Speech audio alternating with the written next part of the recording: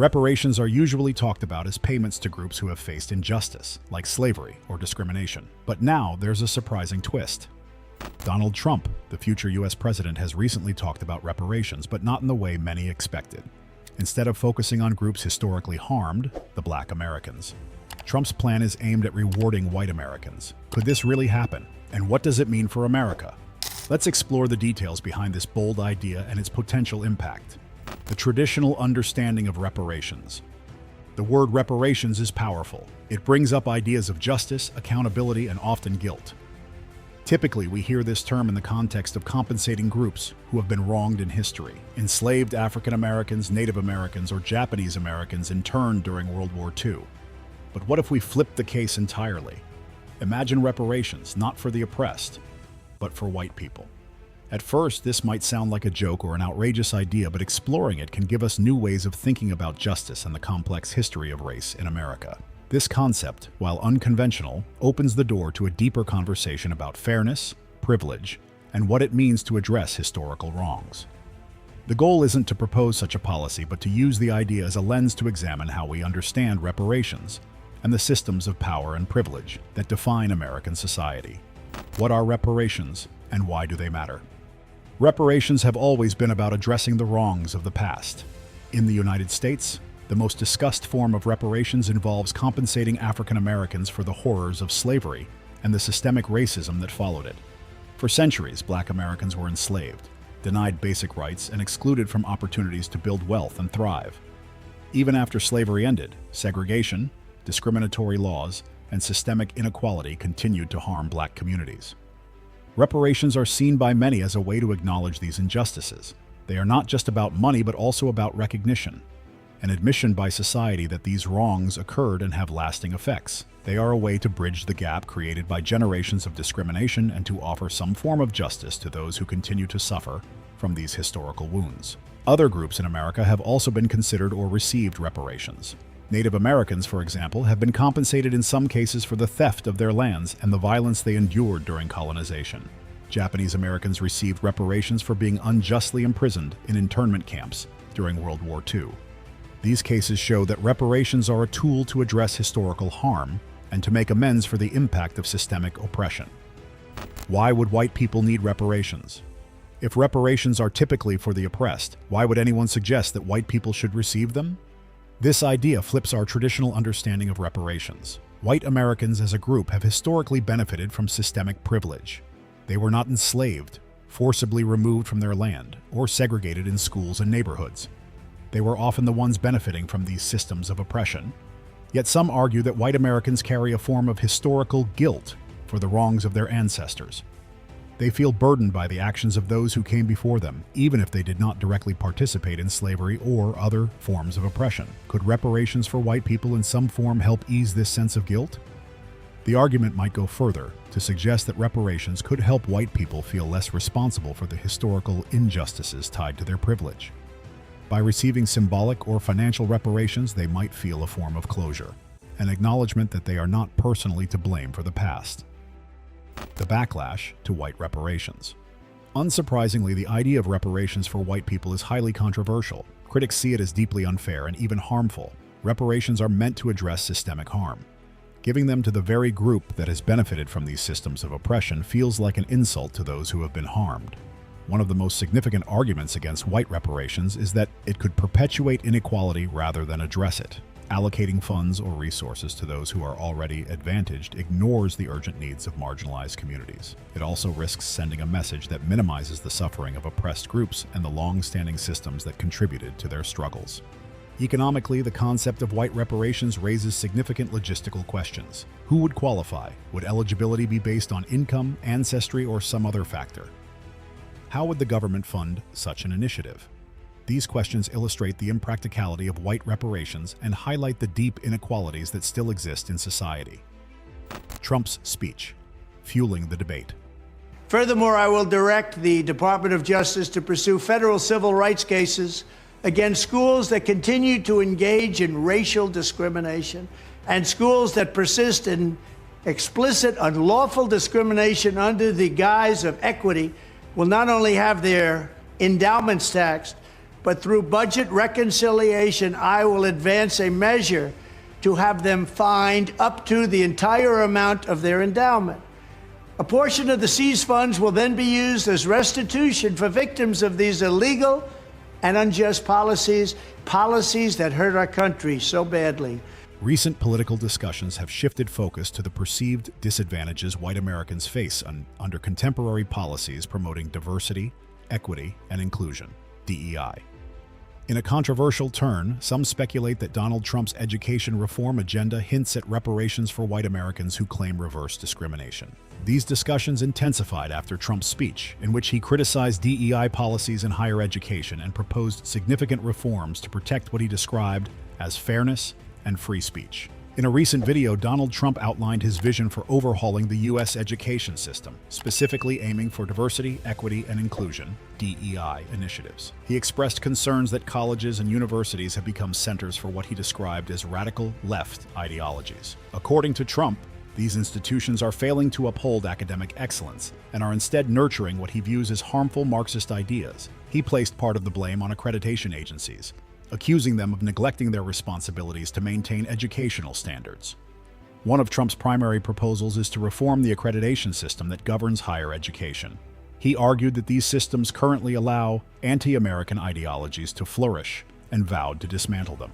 Trump also highlighted the importance of protecting free speech on college campuses, framing it as a critical component of educational reform. He believes that academic institutions must be environments where diverse opinions can be expressed without fear of retribution. Another significant aspect of his plan is reducing administrative costs in higher education, particularly those associated with DEI programs. Trump described these roles as unnecessary and counterproductive, claiming they contribute to rising tuition costs and detract from the core mission of education. By cutting these expenses, he argued, colleges could redirect resources toward improving academic quality and accessibility. The most controversial element of Trump's proposals was his promise to direct the Department of Justice to enforce civil rights laws against colleges engaged in racial discrimination under the guise of equity policies. This pledge has sparked intense debate, with some interpreting it as a warning to institutions that prioritize diversity over merit. Rumors even emerged about potential reparations for white Americans, fueled by the suggestion that fines or restitution could be directed to individuals claiming to have been wronged by such policies. Trump's critics argue that these plans could undermine efforts to promote diversity and inclusion in education, while his supporters praise his focus on merit and free speech. Whether one sees his proposals as a necessary correction or a step backward, there is no doubt that his speech has reignited the debate over the role of ideology and equity in higher education. The origins of DEI policies. To fully understand the current controversy, it is essential to know the historical roots of diversity, equity, and inclusion initiatives. These policies were born out of a necessity to counteract centuries of systemic exclusion and discrimination against marginalized groups. Affirmative action, one of the most well-known DEI strategies, was introduced as a way to level the playing field, particularly in sectors such as education and employment. It sought to create opportunities for underrepresented communities who had historically been denied access to resources and institutions. Over time, DEI policies have evolved and faced significant challenges. Legal battles, shifting public opinions, and political pushback have all shaped their trajectory. Critics argue that such measures prioritize group identity over individual merit, fostering resentment and perpetuating racial divisions.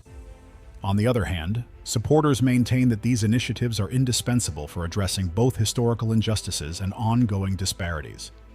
They see DEI policies not as an unfair advantage for some, but as a necessary correction to the systemic imbalances that continue to define American society.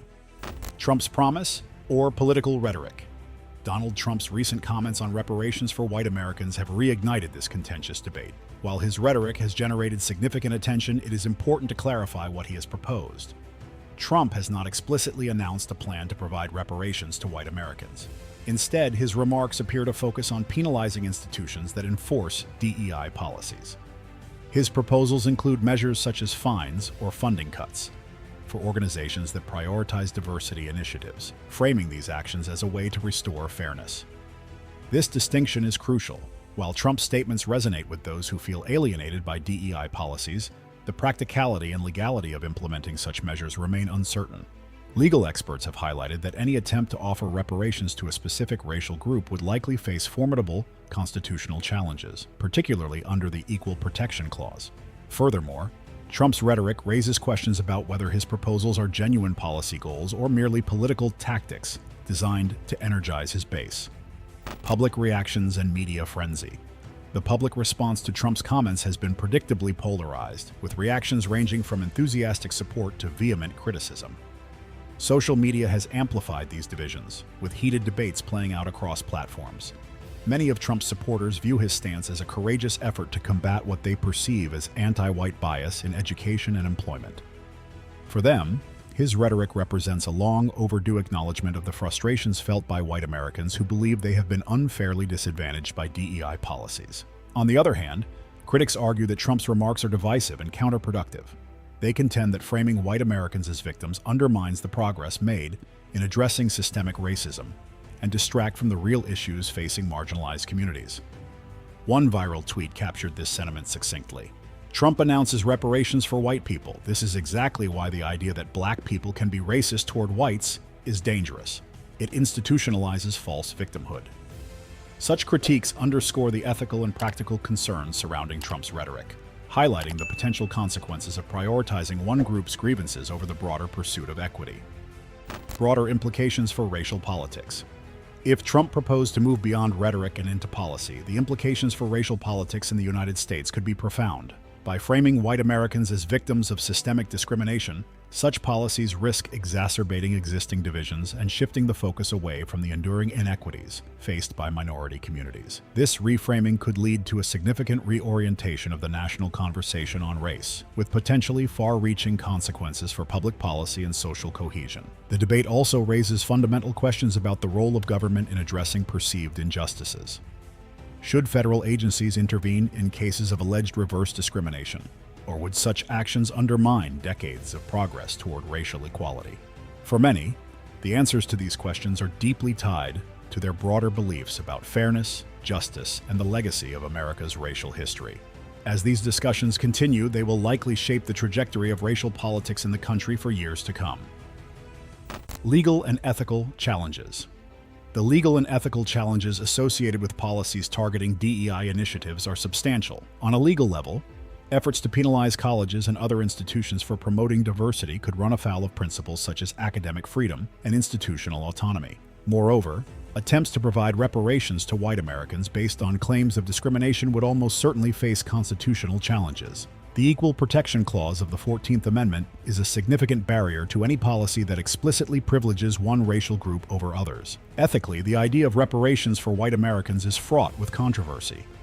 Many view it as a direct challenge to historical efforts to address systemic racism and promote equity. For critics, such a policy would represent a regressive step, undermining the moral and practical gains achieved through decades of struggle for civil rights. Conversely, supporters argue that addressing anti-white bias is a necessary step toward achieving true equality, framing their position as one of fairness rather than privilege.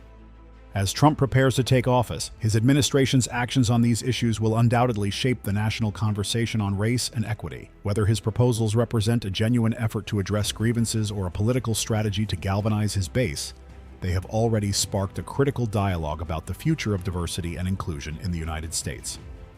What are your thoughts on this topic? Let me know, and if you want to explore more controversial topics, be sure to watch my other videos.